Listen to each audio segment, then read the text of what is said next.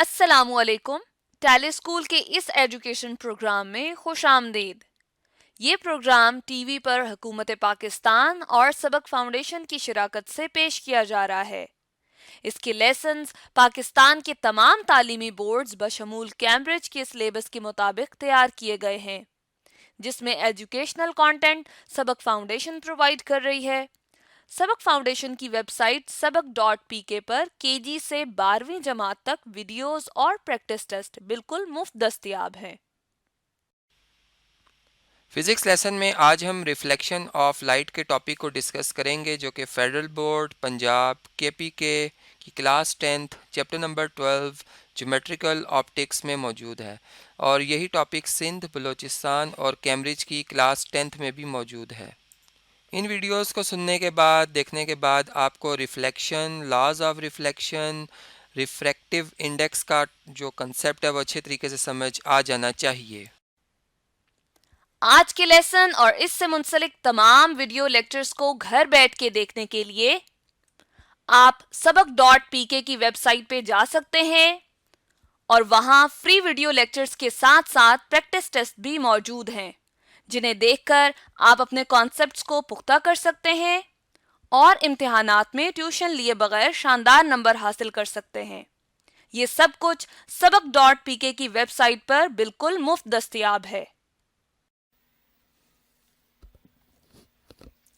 Introduction to reflection.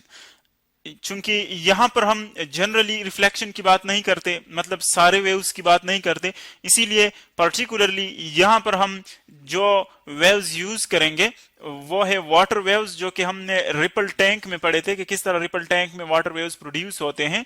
फिर उनकी properties हम पढ़ते हैं। फर्स्ट जो उसकी प्रॉपर्टी है यहाँ पर वो हम पढ़ेंगे रिफ्लेक्शन ऑफ वाटर वेव्स। अब देखिए, रिफ्लेक्शन एक जनरल प्रॉपर्टी है जो आप मुख्तलिफ जगहों पर ऑब्जर्व कर सकते हैं। फॉर एग्जाम्पल, आप देखिए एक बाल को आप पेंक देते हैं, इसको आप कंसिडर कर ले एक बाल है, यहाँ पर एक वॉल है या कोई भी सरफेस है, आप इसको इसके ऊपर देखिए पेंक देते हैं, हिट कर लेते हैं, तो ये उसी एंगल के साथ वापस जाती है, जो कि हमने लाइट इलेक्ट्रोमैग्नेटिज्म में पढ़ा है, या आम लाइफ में भी आप इसको इजीली ऑब्जर्व कर सकते हैं। यहां पर हम बात करेंगे रिफ्लेक्शन ऑफ वाटर वेव्स की, कि किस तरह वाटर वेव्स जो है रिफ्लेक्ट होते हैं। फर्स्ट फिगर 1 को देखें और इसको हम नाम देते हैं फिगर 2 को। फिगर 2 और 1 को हम दोनों को एक्सप्लेन करते हैं, डिटेल के साथ पढ़ते हैं इसको। देखें, रिपल टैंक को हम थोड़ा सा रिवाइज कर लेते हैं कि रिपल टैंक हम किसको कहते हैं और किस तरह उसमें हम वेव्स को जनरेट करते हैं। रिपल टैंक हमारे पास एक डिवाइस होता है कि जिसमें एक ट्रे लाइक शेप इसकी होती है, जिसमें हम वाटर को जो है पुट करते हैं, वाटर रखते हैं उसके अंदर। अब जब आप उसके अंदर वाटर को रखते हैं, वाटर के नीचे जो बॉटम उसका होता है वो ग्लास का होता है। उसके नीचे हम ग्लास का इसीलिए यूज करते हैं क्योंकि उसके ऊपर जो वेव्स बनते हैं वाटर के ऊपर, वो हम नीचे इजीली जो है स्क्रीन के ऊपर ऑब्जर्व कर सकें। उसके ऊपर हम एक बल्ब जो है इल्यूमिनेशन यूज करते हैं ताकि क्लियर इमेज जो है हम दिखा सके। इसके अलावा एक वाइब्रेटर होता है जो कि हम रिपीटेडली उसको वाइब्रेट करते हैं और वो क्या करता है, वाटर के अंदर डिप होता है और वो वेव्स क्रिएट कर लेता है। अब देखिए, जो वाटर सरफेस है, फॉर एग्जांपल ये आपके पास एक वाटर सरफेस है, जब आप इसको डिस्टर्ब नहीं करते तो बिल्कुल ये स्मूथ होता है, लेकिन जब आप इसको डिस्टर्ब करते, फॉर एग्जांपल आप पत्थर फेंके इसके अंदर, तो क्या होता है, इसके अंदर देखिए वेव्स क्रिएट होते हैं, सर्कुलर वेव्स क्रिएट होते हैं जो कि ऑल डायरेक्शंस में मूव करते हैं। तो देखिए इस तरह के वेव्स क्रिएट होते हैं। तो जो वेव्स इसके ऊपर क्रिएट हो जाते हैं इनको हम क्या कहते हैं, रिपल्स कहते हैं। ये हमारे पास रिपल्स हैं। तो इसीलिए जो टैंक हम यूज करते हैं, जो इंस्ट्रूमेंट हम यूज करते हैं, वहां पर चूंकि रिपल्स बनते हैं वाटर सरफेस के ऊपर, इसीलिए इसको हम क्या कहते हैं, फिर रिपल टैंक कहते हैं। अब यहां पर हम आते हैं रिफ्लेक्शन की तरफ। फॉर एग्जाम्पल कंसीडर कर ले कि जो हमने नीचे ये दिखाए हुए हैं, ये हमारे पास इंसिडेंट प्लेन वेव्स हैं। प्लेन वेव्स का मतलब ये हुआ, देखिए कि इनके जो सरफेस है बिल्कुल आपको स्ट्रेट नजर आ रहे हैं।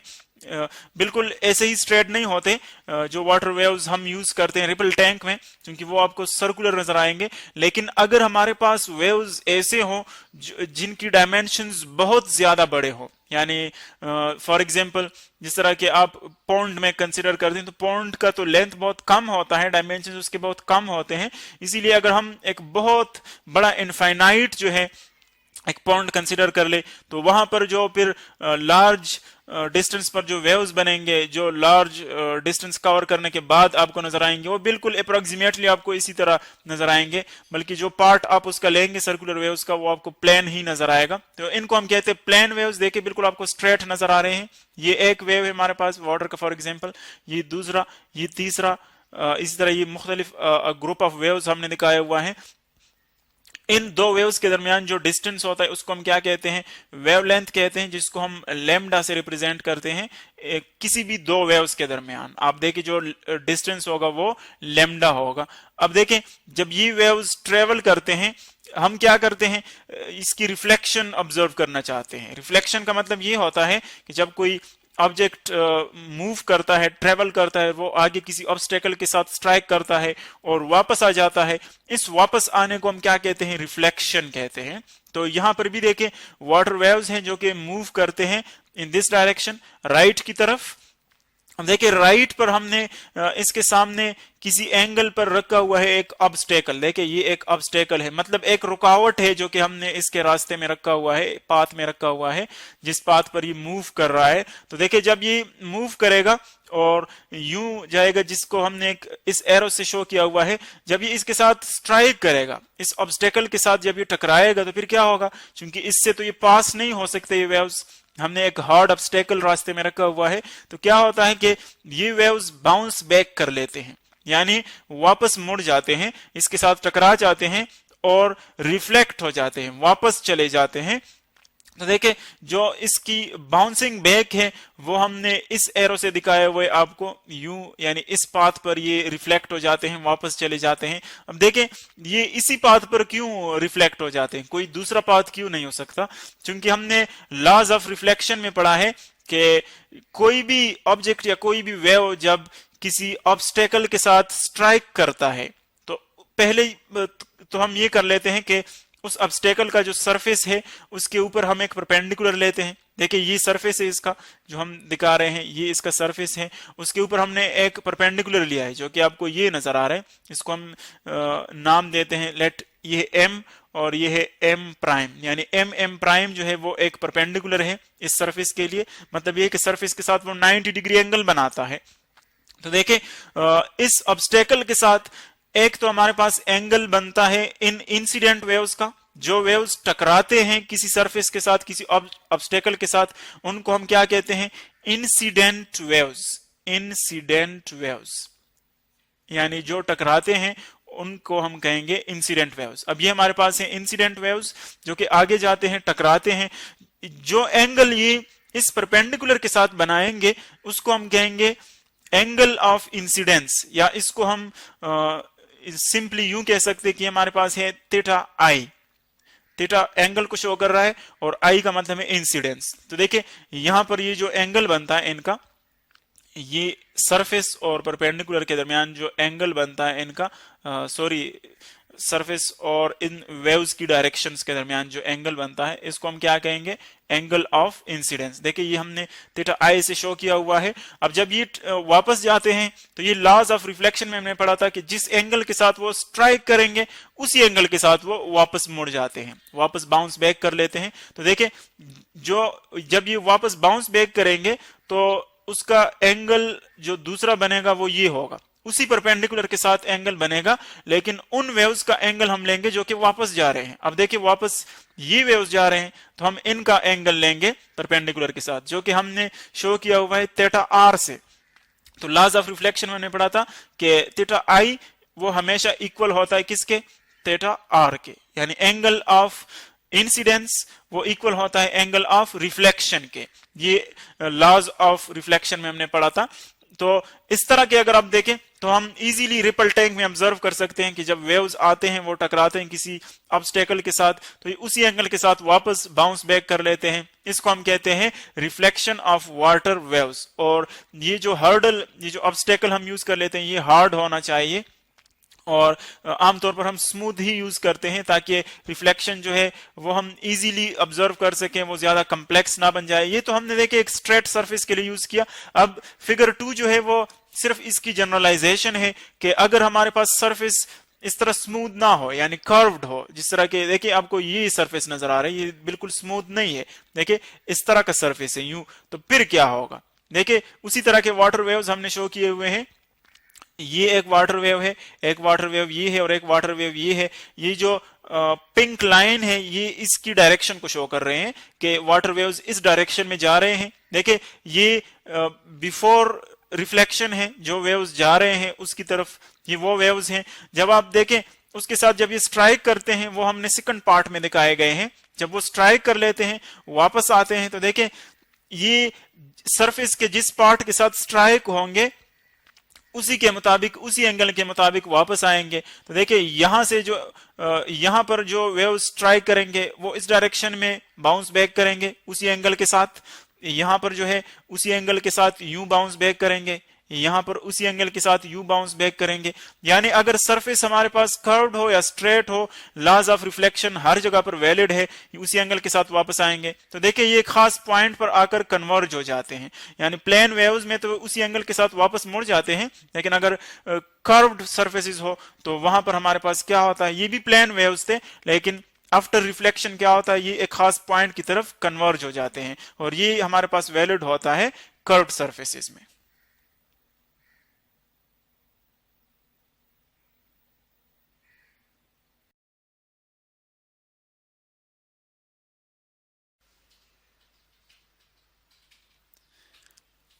Compare the angle of incidence and angle of reflection in regular and irregular reflection. Students यहाँ पर हम रिफ्लेक्शन जो हमने पढ़ा है उसमें हम देखेंगे कि जो हमारे पास दो एंगल्स बनते हैं, जब एक रे आती है वो एक सरफेस के साथ टकराती है और वापस चली जाती है, सो एक उसका एंगल ऑफ इंसिडेंस बनता है, जो रे आती है स्ट्राइक करती है उसका जो सरफेस के साथ एंगल बनता है नॉर्मल के साथ, उसको हम क्या कहते हैं, एंगल ऑफ इंसिडेंस। और इसी तरह जब वो रिफ्लेक्ट हो जाती है तो जो एंगल वहां पर बनती है रिफ्लेक्टेड रे की, उसको हम एंगल ऑफ रिफ्लेक्शन कहते हैं। अब हमारे पास जो टू टाइप्स हमने पढ़े हैं, रेगुलर एंड इरेगुलर रिफ्लेक्शन। अब इसमें हमें ये कंफ्यूजन होता है कि जो रेगुलर रिफ्लेक्शन है उसमें तो हम क्लियरली देखते हैं कि जो एंगल ऑफ इंसिडेंस है वो इक्वल होता है एंगल ऑफ रिफ्लेक्शन के, लेकिन जो इरेगुलर है उसमें हमें कंफ्यूजन होती है, कुछ रहे एक डायरेक्शन में रिफ्लेक्ट हो जाती है, कुछ दूसरे डायरेक्शन में। तो इन दोनों को हम कंपेयर करेंगे, हम देखेंगे कि इन दोनों में ये इक्वल होती है या नहीं होती। सो फर्स्ट ऑफ ऑल अगर आप देखें जो हमारे पास स्मूथ सरफेसेस होती है, ये एक स्मूथ सरफेस आप कंसिडर कर ले जिसमें रेज आती है, आप लाइट रेज कंसिडर कर ले, यहाँ पर लाइट रेज आती है और स्ट्राइक करती है इसके साथ। तो देखें जब लाइट रेज आएगी, हम कंसिडर करते हैं ये एक लाइट रे है, ये इसके साथ स्ट्राइक करती है, तो जो रे आती है उसको हम क्या कहते हैं, रे ऑफ इंसिडेंस या इंसिडेंस रे, इंसिडेंस रे। जो रे आती है और स्ट्राइक करती है उसको हम इंसिडेंस रे कहते हैं।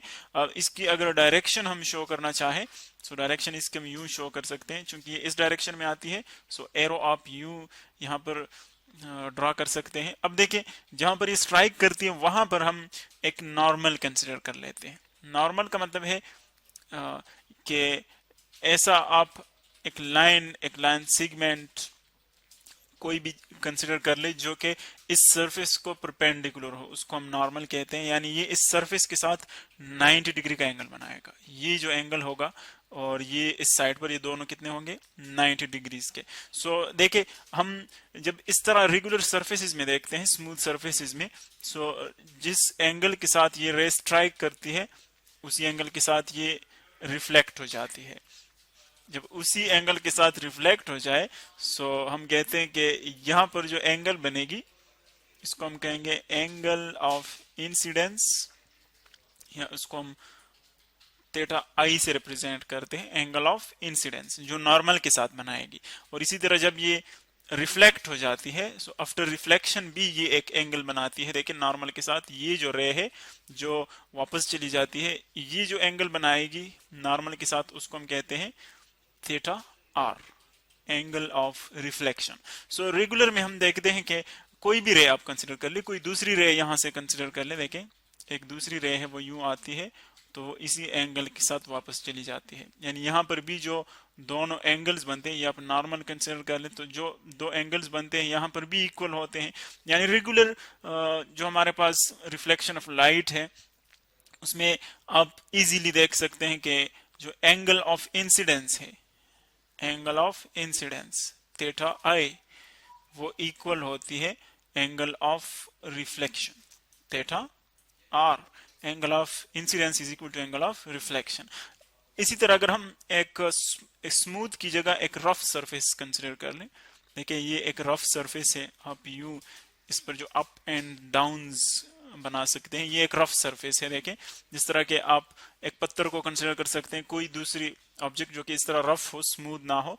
तो अब देखिए यहाँ पर क्या होगा, अब हम देखेंगे कि यहाँ पर जो एंगल ऑफ इंसिडेंस बनेगी और जो एंगल ऑफ रिफ्लेक्शन बनेगी उन दोनों में दोनों इक्वल होगी या नहीं होगी। फर्स्ट अगर आप देखें यहाँ पर सपोज एक रे आती है, एक लाइट रे, जब वो यहाँ पर स्ट्राइक करती है तो देखिए जहां पर स्ट्राइक कर ले वहां पर हम एक नॉर्मल लेंगे, इस सरफेस को नॉर्मल लेंगे, ऐसा नॉर्मल लाइन सेगमेंट जो इस सरफेस के साथ 90 डिग्री का एंगल बनाए। सो ये जो एंगल होगा जो नॉर्मल के साथ बनेगा इंसिडेंस रे का, वो होगा एंगल ऑफ इंसिडेंस थीटा आई, और इसी एंगल के साथ ही वापस जाएगी। देखिए ये जो पार्ट आपको नजर आ रहा है ये स्मूथ पार्ट है, इस सरफेस का जो है एक आपको इस तरह लग रहा है जैसे बिल्कुल रेगुलर जो हमने शो किया है, रेगुलर रिफ्लेक्शन उसी तरह है। सो यहाँ पर जो एंगल बनेगा देखिए आप इजीली देख सकते हैं थीटा आई और थीटा आर जो है वो इक्वल होंगे। लेकिन अगर कोई रे है फॉर एग्जांपल वो यहाँ पर स्ट्राइक करती है, सपोज वो यहाँ पर स्ट्राइक करे जो कि एक रफ सरफेस है, तो जब रफ सरफेस के साथ स्ट्राइक करती है तो देखें जो एंगल बनेगी, अब इसको हम मजीद सिंप्लीफाई करके बनाते हैं। सपोज यहां पर मैं ड्रा करता हूं यू, यहां पर आती है, तो जब यहां पर आएगी देखिए अब इस सरफेस के लिए जो परपेंडिकुलर होगा, इस सरफेस के लिए परपेंडिकुलर कौन सा होगा, इस सरफेस के लिए परपेंडिकुलर होगा ये जो 90 डिग्री का एंगल बनाएगा। अब देखिए ये सरफेस है और सरफेस के लिए जो एंगल ये नॉर्मल हम लेंगे तो इसका मतलब है कि ये इस सरफेस के लिए 90 डिग्री का एंगल बना रहे हैं। सो अब जो रे यहां से आएगी वो इस नॉर्मल के साथ एंगल बनाएगी यू, इसको हम थीटा आई कहते हैं, एंगल ऑफ इंसिडेंस। अब देखें चूंकि ये जो पार्ट आपको नजर आ रहा है ये इस पूरे सरफेस का पार्ट है, लेकिन इस पार्ट के ऊपर जो एंगल्स बनेंगे इन दोनों के वो इक्वल होंगे, यानी एंगल ऑफ इंसिडेंस और एंगल ऑफ रिफ्लेक्शन जो है वो दोनों इक्वल होंगे।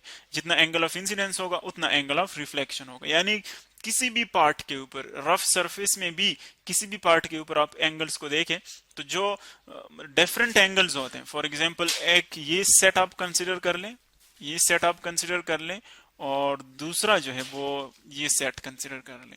इन दोनों सेट्स में एंगल ऑफ इंसिडेंस और एंगल ऑफ रिफ्लेक्शन में फर्क है, लेकिन एक ही सेट में अगर हम देखेंगे, यहां पर देखें आप, सो एंगल ऑफ इंसिडेंस वो एंगल ऑफ रिफ्लेक्शन के इक्वल होगा, ये दोनों इक्वल होंगे, इसी तरह ये दोनों इक्वल होंगे, और आप तीसरा कोई सेट ले ले तो वो भी इक्वल होंगे। यानी ये एक सेट से दूसरे सेट में डिफरेंट हो सकती है, लेकिन जो एक ही सेट के अंदर होगी वो दोनों एंगल्स इक्वल होंगी। सो हम लिख सकते हैं जो एंगल ऑफ इंसिडेंस है थीटा आई वो इक्वल होगी angle of reflection theta are.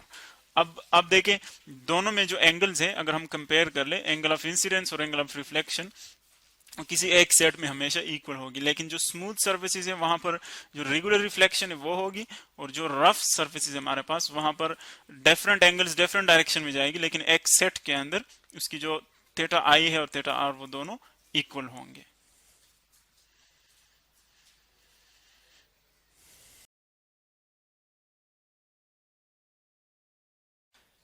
आज हम बात करेंगे regular and irregular reflection of light के ऊपर। यानी जो रिफ्लेक्शन बेसिकली क्या होती है कि जब कोई लाइट किसी ऑब्जेक्ट के ऊपर इंसिडेंट कराई जाए, जैसे मिरर होता है, और लाइट की जो रे होगी वो रिफ्लेक्ट कर जाएगी वापस, यानी टकरा के वापस चली जाएगी, उतने ही एंगल पे जो कि हमने डिटेल में स्टडी कर रखा है। This is called reflection of light. अब हम देखते हैं रेगुलर और इरेगुलर रिफ्लेक्शन क्या होती है। सबसे पहले रेगुलर की बात करते हैं। अब रेगुलर रिफ्लेक्शन के लिए हम एक ग्लास लेंगे, जैसे बिल्कुल जो कि ट्रांसपेरेंट है, जिसमें से लाइट जो है वो पास कर सकती है। ठीक है, अब हम क्या करेंगे, अगर हम इसकी बैक साइड जो है पॉलिश कर देंगे। पॉलिश किस तरह से करेंगे कि हम जो इसकी बैक साइड है पहले इसके ऊपर सिल्वर की कोटिंग, ठीक है, और उसके बाद उसकी ऑक्सीडेशन को रोकने के लिए उसी साइड के या उसी के ऊपर हम जो है रेड लेड ऑक्साइड की कोटिंग कर देते हैं, ताकि जो है ऑक्सीडेशन ना हो सके और ये वाली जो साइड है इसकी ओपैक हो जाएगी।